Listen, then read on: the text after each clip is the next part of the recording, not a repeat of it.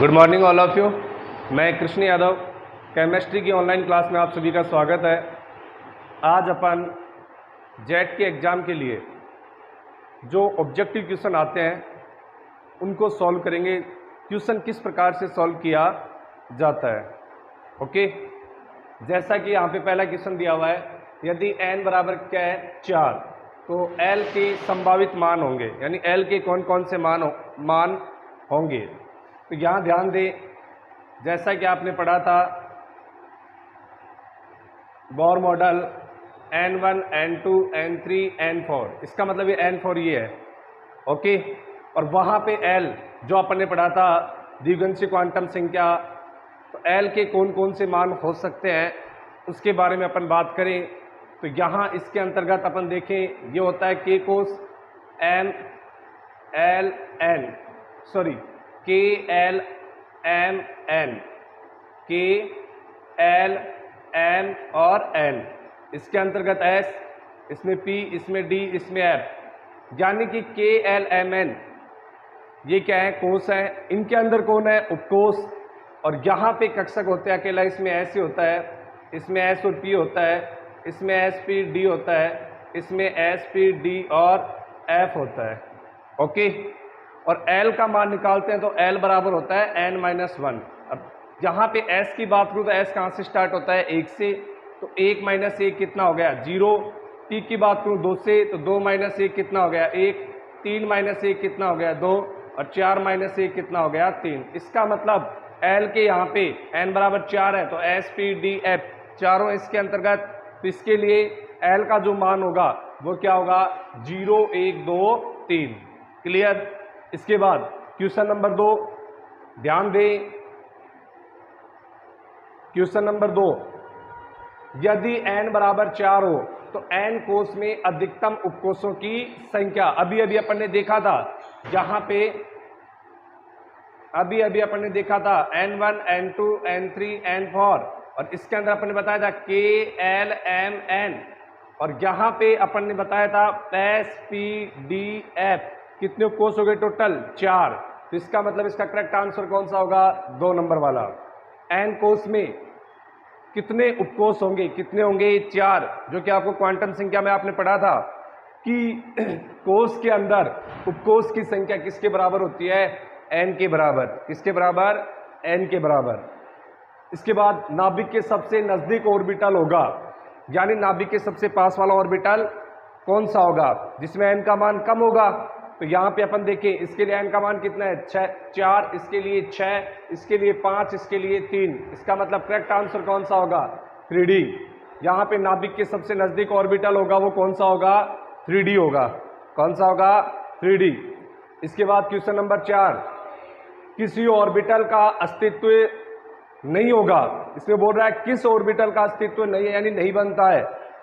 ये आपने पढ़ा होगा कि S1 से स्टार्ट होता है, P2 से स्टार्ट होता है, D3 से स्टार्ट होता है, और F4 से स्टार्ट होता है। तो देखिए 2P संभव है, 4S संभव है, 3D Z² संभव है, 2D D कहाँ से स्टार्ट होता है, तीसरे से, लेकिन ये कौन सी से स्टार्ट हो रहा है, दूसरे से। इसका मतलब इसका अस्तित्व नहीं है। क्वेश्चन नंबर 4 का आंसर होगा 3। फिर है क्वेश्चन नंबर 5, यदि स्मॉल l बराबर 3 के लिए चुंबकीय क्वांटम संख्याएं होंगी। अब देखिए इसमें क्वेश्चन में क्या दिया हुआ है, क्या दिया हुआ है, स्मॉल l का मान, और स्मॉल l का मान कितना दिया हुआ है, यहाँ पे स्मॉल l का मान दिया हुआ है कितना, 3। तो चुंबकीय क्वांटम संख्याएं का मान पूछ रहा है। आपने पढ़ा था m बराबर क्या होता है, 0 ± l, और यहाँ पे m बराबर 0 ± ये क्या आ गया, 3। इसका मतलब इसका मान क्या होगा, -3 -2 -1 0 +1 +2 +3। अब यहाँ पे 0 नहीं दिया हुआ है, नोट करें, यहाँ पे 0 था। क्लियर।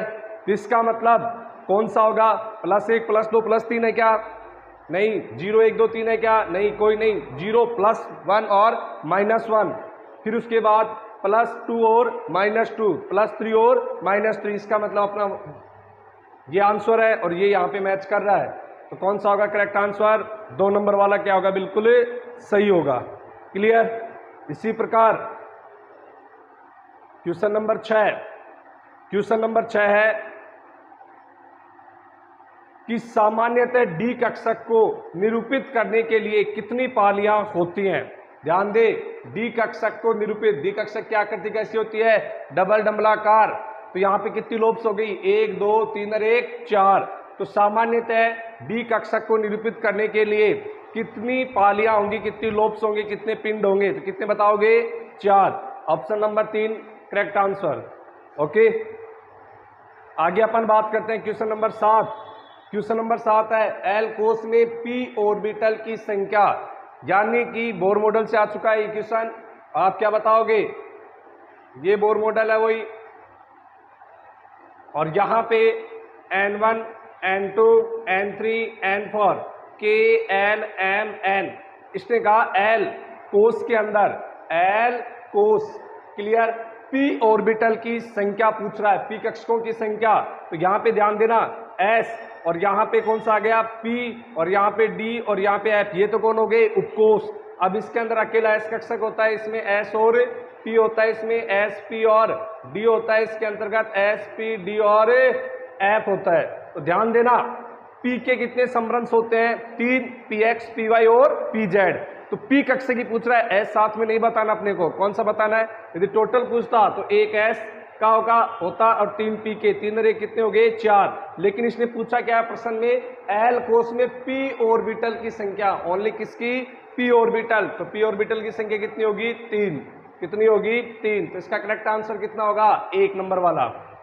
ओके, उसके बाद क्वेश्चन नंबर 8, न्यूनतम मुख्य क्वांटम संख्या का मान, न्यूनतम मुख्य क्वांटम, मुख्य क्वांटम का मतलब क्या हो गया? एन, क्या हो गया? स्मॉल एन का मान, जिसमें 4 पालियां वाला ऑर्बिटल प्रकट होता है।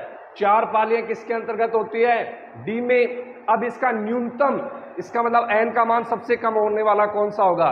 तो डी कहां से स्टार्ट होता है? 3D से। तो इसका मतलब एन का मान न्यूनतम कितना होगा? 3। तो यहां पे अगर अपन बात करें तो न्यूनतम मुख्य क्वांटम संख्या का मान होगा जिसमें 4 पालियां ऑर्बिटल प्रकट होंगी। तो ये किसका मान पूछ रहा है? एन का। तो एन का मान कितना आएगा? 3। तो इसका करेक्ट आंसर कितना होगा? 4 नंबर ऑप्शन बिल्कुल क्या होगा? सही होगा। क्लियर है?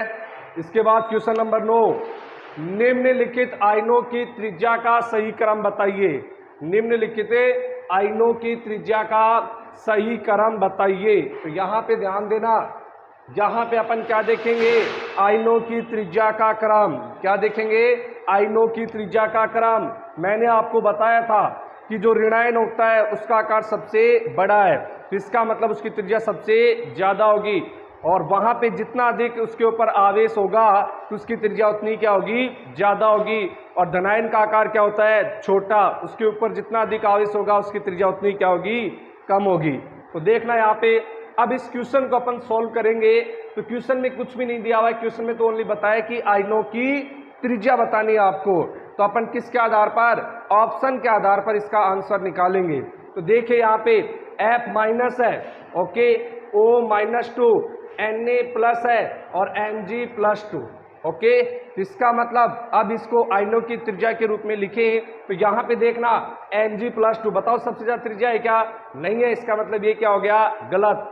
O2- बिल्कुल सही है, ये F- इससे कम है, Na+ और Mg+2, बिल्कुल ये 2 वाला ऑप्शन बिल्कुल क्या होगा? सही होगा। 3 वाला गलत क्यों है? F- नहीं, पहले O2- आना चाहिए था। ये वाला गलत क्यों है? Mg+2 नहीं, गलत। तो इसका मतलब करेक्ट आंसर कौन सा होगा इसका? Option number 2। इसके बाद क्वेश्चन नंबर 10, निम्न 4 क्वांटम संख्याओं के समूह में किस इलेक्ट्रॉन की ऊर्जा अधिकतम होगी? किस इलेक्ट्रॉन की ऊर्जा अधिकतम होगी? इसके लिए अपन बात करें तो ध्यान दे, कौन से इलेक्ट्रॉन की ऊर्जा अधिकतम होगी? तो ध्यान देना सभी,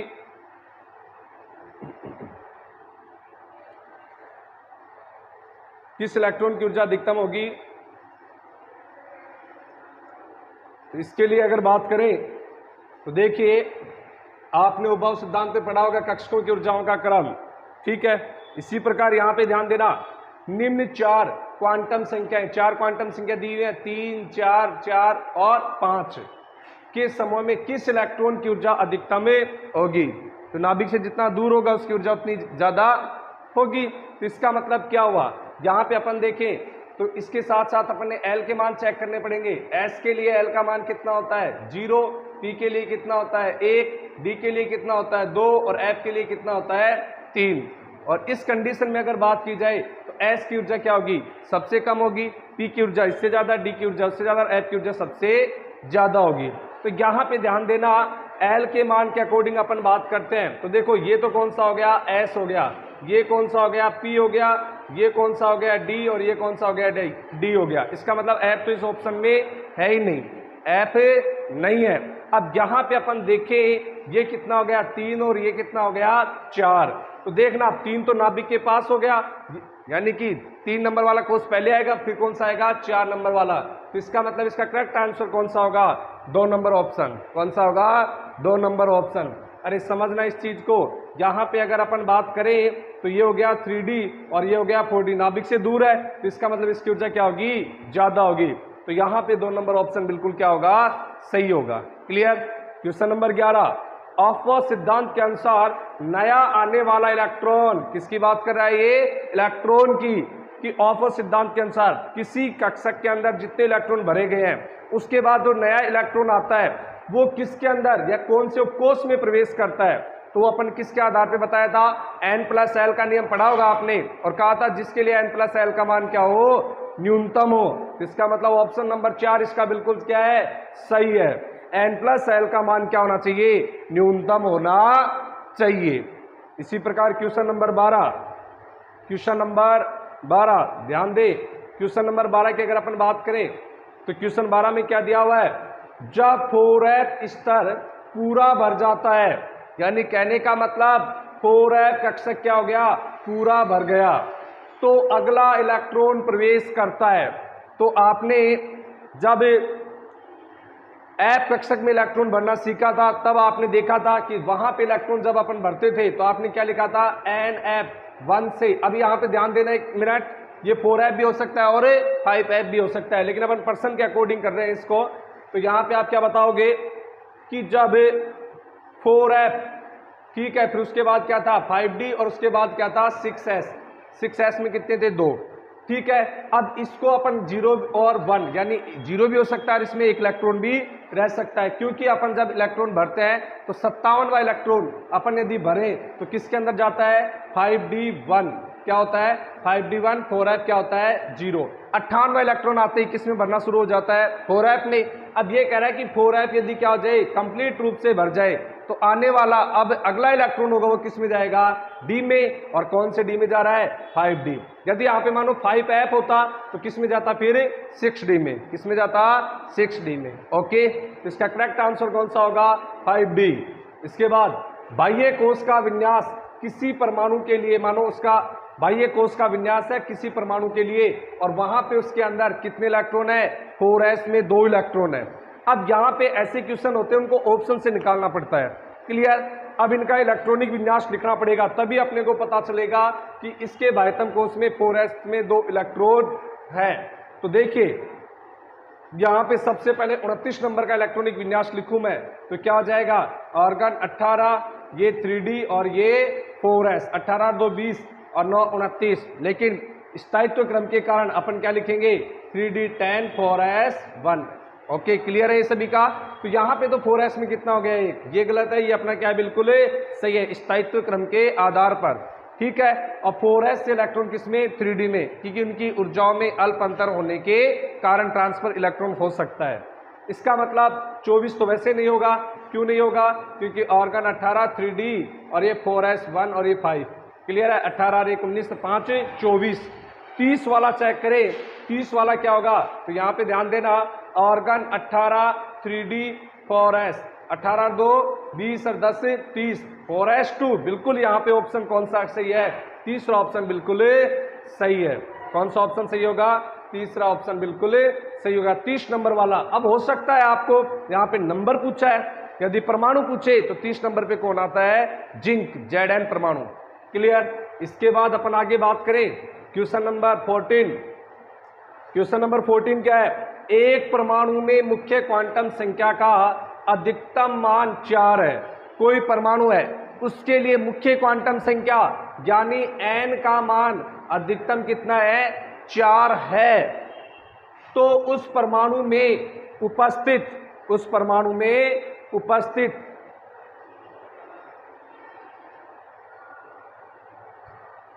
ओके, प्रश्न दिखाई दे रहा होगा आप सभी को। तो उस परमाणु में उपस्थित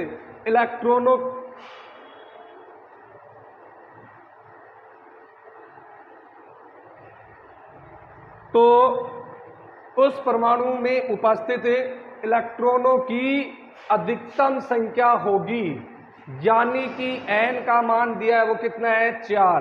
तो n का मान कितना है? 4, यानी कोष का मान कितना दिया है? 4। चौथे कोष की बात कर रहा है। कोष के अंदर इलेक्ट्रॉनों की संख्या ज्ञात करने का फॉर्मूला क्या होता है? 2n square. क्या होता है?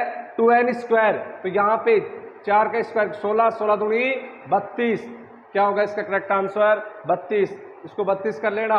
ऑप्शन नंबर 3 क्या होगा? बिल्कुल सही, 32, 32। क्लियर। उसके बाद क्वेश्चन नंबर 15, निम्न में से किद आदि अवस्था सामान्य अवस्था में केवल हुंड के नियम का पालन नहीं हो रहा है? प्रश्न को समझना ध्यान से।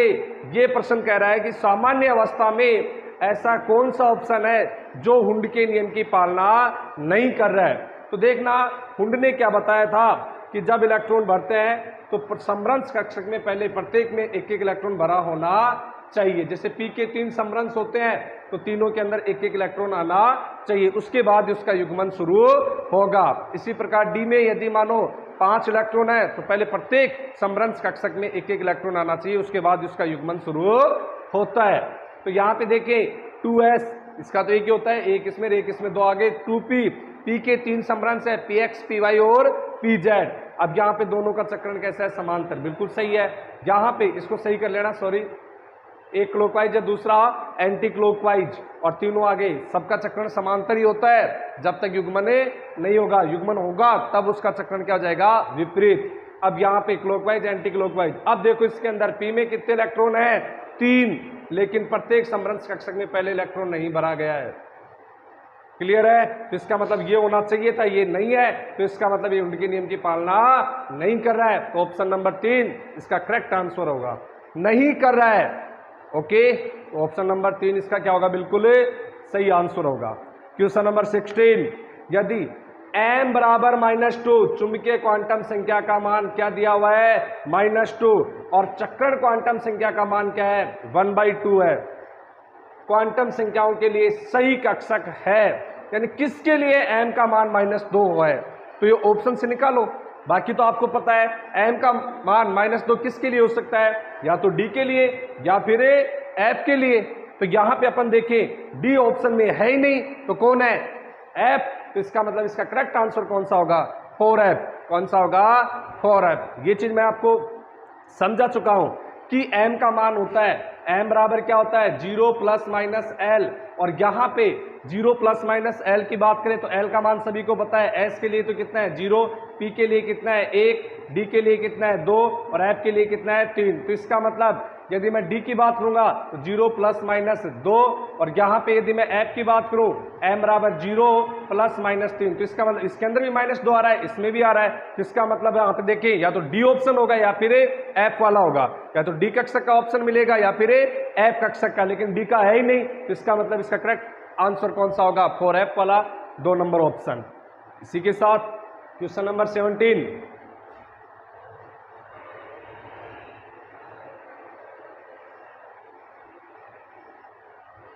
क्वेश्चन नंबर 17, क्वेश्चन को ध्यान से पढ़े। मुख्य क्वांटम संख्या n बराबर 4, यानी कि मुख्य क्वांटम संख्या उसका n का मान कितना है? 4 के लिए l बराबर 3 के लिए स्मॉल l बराबर 3 वाले कक्षकों की कुल संख्या होगी, यानी कि n का मान तो कितना है? 4 के लिए l बराबर कितना है? 3, और L का मान 3 है, वो किसके लिए आता है? तो ध्यान देना, आपको बताया था L बराबर n-1 है, तो L बराबर 3 किसके लिए आता है? F के लिए, क्योंकि F कहां से स्टार्ट होता है? 4 से, तो वहां पे 4F होता है ना, तो 4 - 1 कितना आ गया? 3। तो L का मान तो कितना आ गया यहाँ पे? 3। और यहाँ पे कक्षक, अब ध्यान देना, यहाँ पे अगर अपन बात करते हैं इसका मान कितना है, तो इसमें n बराबर 4 है, L बराबर 3 है, तो अपन बताएं F के लिए, F के कितने होते हैं? 7। कितने होंगे?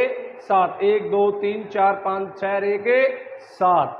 ओके, अब दूसरी बात एक और सुन लो, L बराबर 3 वाले कक्षकों की कुल संख्या, तो यहाँ पे अपन कक्षकों की कुल संख्या निकाले तो L का मान कितना दिया हुआ है? 3। तो इसके लिए एक फॉर्मूला होता है 2L + 1। क्या होता है? 2L + 1। L का मान कितना है यहाँ पे? 3। तो 3 दूनी 6 1 7। इसका मतलब इसका करेक्ट आंसर कौन सा होगा? तीसरा। कौन सा होगा? तीसरा। इसी प्रकार यदि कोई कहे सर इसमें ये फॉर्मूला लगेगा सभी के लिए, सभी के लिए लग सकता है। मान S के लिए कितना होता है? 0, तो इसका मतलब 2L + 1, 2 × 0 + 1 कितना आ गया? 1। तो वहां पे कितना होता है? 1। P के लिए कितना होगा? 1 2 1 2 1 3। तो P के कितने होते हैं? 3 होते हैं। क्लियर? D के लिए 2 दूनी 4 1 5, उसके लिए कितना होगा? 5। इस प्रकार से अपन निकाल सकते हैं। क्वेश्चन नंबर 18, बेरिलियम के चतुर्थ इलेक्ट्रॉन की चारों क्वांटम संख्या होगी। बेरिलियम है, उसके चौथे इलेक्ट्रॉन की चारों क्वांटम संख्याओं के मान आपको निकालना है।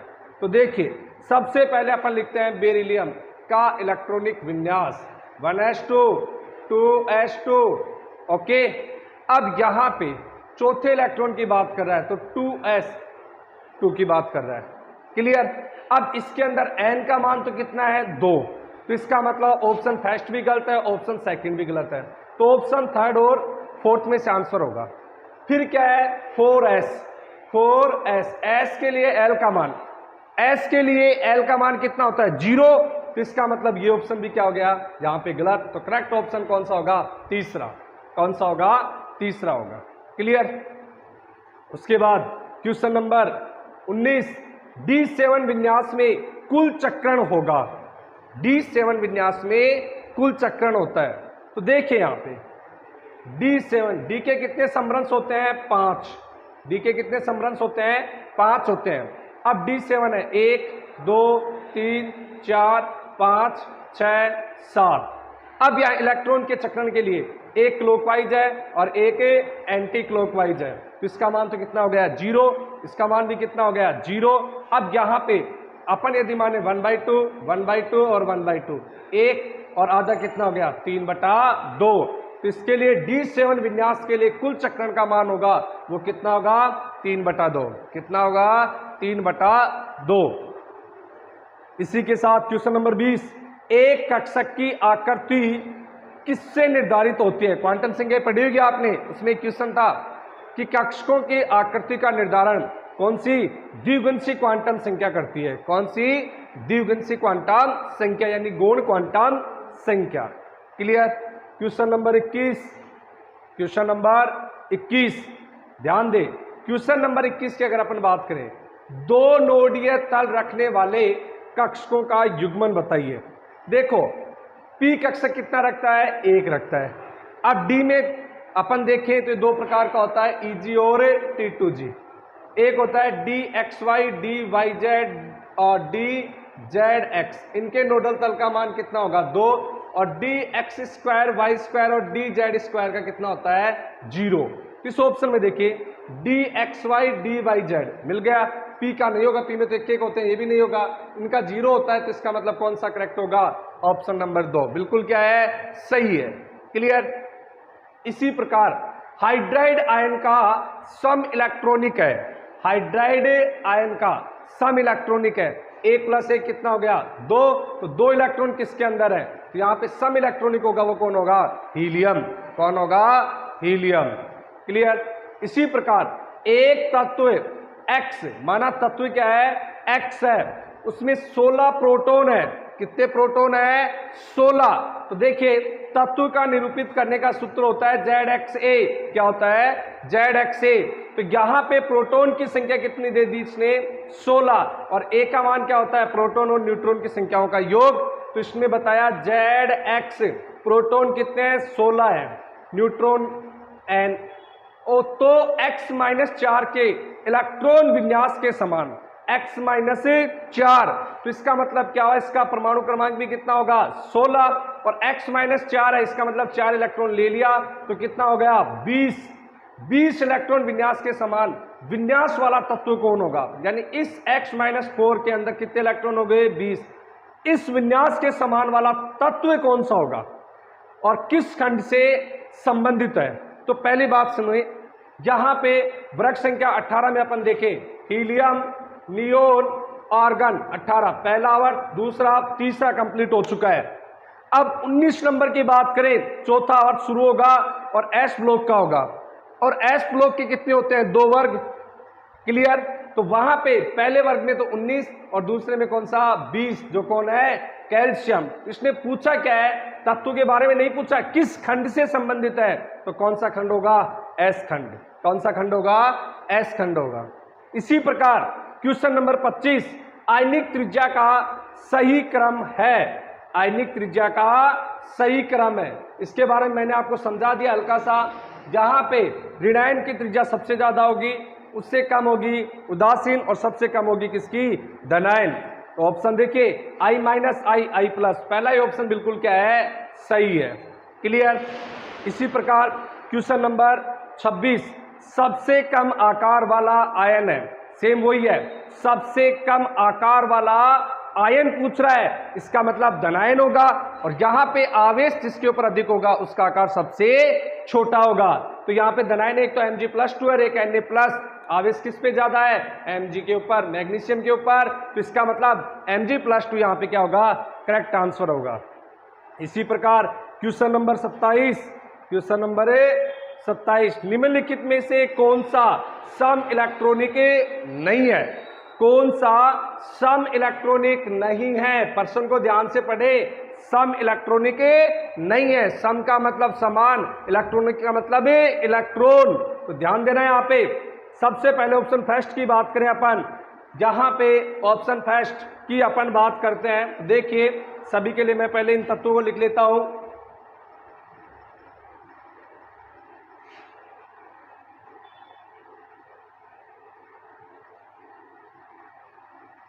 नंबरिंग करो, 21, 22, 23, 24, 25, 26, 27, 28, 29, 30।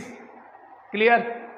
Mn+2, Mn कितने नंबर पे है? 25, +2 का मतलब 2 इलेक्ट्रॉन दिया है, तो 25 माइनस 2 कितने हो गए? 23।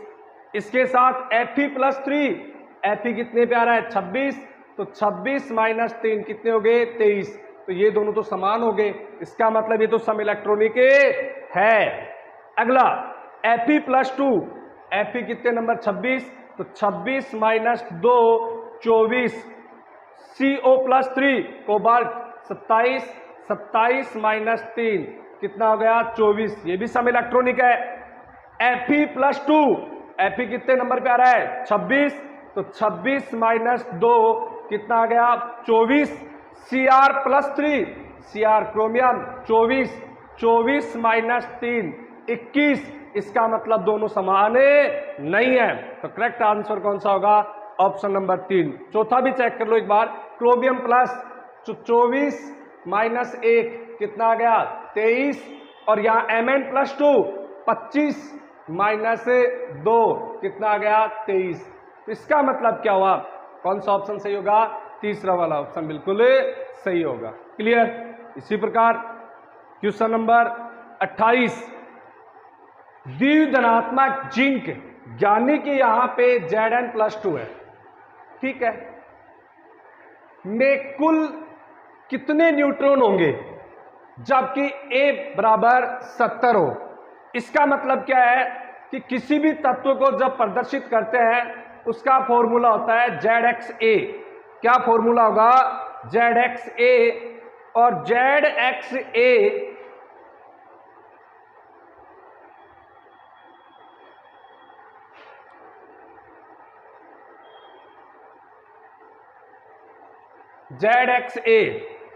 Z का मतलब हो गया परमाणु क्रमांक, X का मतलब हो गया तत्व का प्रतीक, A का मतलब हो गया द्रव्यमान संख्या, और द्रव्यमान संख्या होती है प्रोटॉन प्लस न्यूट्रॉन की संख्याओं का योग। यहां पे Z जिंक का आपको पता है तो ठीक है, नहीं पता तो आप क्या लिख सकते हो, Z लिख सकते हो। फिर X, फिर A में किसका मान दिया हुआ है 70। अब अपने को जिंक का परमाणु क्रमांक चाहिए, तो जिंक कितने नंबर पे आता है 30 पे, तो आप क्या लिखोगे 30X, और यहां पे A बराबर क्या होता है प्रोटॉन प्लस न्यूट्रॉन, प्रोटॉन की संख्या परमाणु क्रमांक के बराबर ही होगी, तो इसका मतलब ये क्या हो गया 30, बच गए कौन न्यूट्रॉन, तो न्यूट्रॉन कितने होंगे 40। क्लियर। तो यहां पे इसका अपन देखें तो करेक्ट आंसर कौन सा होगा, दूसरा। क्वेश्चन नंबर 29, किसी परमाणु में 17 प्रोटॉन और 18 न्यूट्रॉन, यानी कोई परमाणु है, ठीक है, उसके अंदर 17 तो प्रोटॉन है और 18 क्या उसमें न्यूट्रॉन है, तो ये तो हो गए प्रोटॉन और ये हो गया न्यूट्रॉन, तो उस परमाणु पर आवेश होगा, तो उस परमाणु के ऊपर आवेश होगा, यानी कितना आवेश उसके ऊपर आएगा। तो ध्यान देना यहां पे Z, X और A का मान यहां पे कितना गया 17 34 रह के 35। अब यहां पे प्रोटॉन 17, इसका मतलब Z का मान कितना हो गया 17, और 17 वाला कौन सा होता है क्लोरीन, क्लोरीन कौन से वर्ग में पाया जाता है 17वें में, और उसके ऊपर आवेश कितना होता है -1, तो इसका मतलब करेक्ट आंसर कौन सा होगा 3 नंबर वाला -1। क्वेश्चन नंबर 30, ग्लूकोज अणु, ग्लूकोज अणु, अब यहां पे जो ग्लूकोज है उसका फॉर्मूला दिया अपने को अणुसूत्र C6H12 और 6 का आणविक द्रव्यमान बताओ। अब कार्बन का कितना होता है 12, कितने कार्बन है यहां पे 6, प्लस हाइड्रोजन का कितना होता है 1, कितने हैं 12, प्लस ऑक्सीजन का कितना है 16, कितने हैं 6। गुणा करो और योग करो, यहां पे 12 को 6 से गुणा करेंगे तो कितने आ गए 72, हाइड्रोजन के कितने हो गए 12, और इसी के साथ अपन बात करते हैं 16 को 6 से गुणा करें 96। क्लियर, जोड़ो 72 12 96, 6 2 8 2 10, 1 7 9 1 10 17 1 18, 180। ऑप्शन नंबर 4 क्या है, बिल्कुल सही है। क्लियर। इसी प्रकार से अपन और भी बहुत सारे क्वेश्चन सॉल्व करेंगे। इस वीडियो में मैंने आपको 30 क्वेश्चन सॉल्व करवाए हैं, तो आप एक बार इनको समझें। टाइम कम होने के कारण मैंने आपको थोड़ा स्पीड से समझाया है, ठीक है, तो आप इसको आराम से एक बार समझें। जो आपके नोट्स में लिखा उससे संबंधित ये सारे क्वेश्चन दिए हुए हैं। Okay, thank you.